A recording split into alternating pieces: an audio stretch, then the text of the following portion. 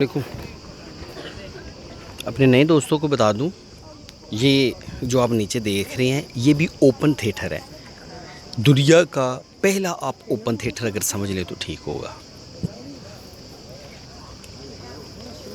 जो स्टेज ड्रामे होते थे ओपन हॉल होते थे, ये देखिए ओपन एयर थिएटर है जहाँ स्टेज ड्रामे होते थे। वो इनके तरीके मुताबिक ये 2000 साल पहले का है। अब क्योंकि ये ख़त्म हो चुका है, इस जो आबाद है वो मैंने आपको पहले दिखा दिया था, नए देखने वालों के लिए है। ये दुनिया का पहला ओपन थिएटर है।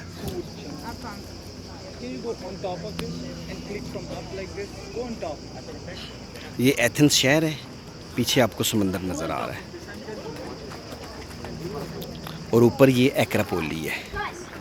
एक्रापोली वो थिएटर मैंने दिखा दिया और ये एक्रापोली देख लें। एक्रापोली सबसे पहले ये थिनो देवी का मंदिर था।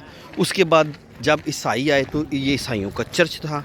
खिलाफत उस्मानिया आई तो ये उस वक़्त की बेहतरीन मस्जिद, खूबसूरत मस्जिद में उन्होंने तब्दील कर दिया था।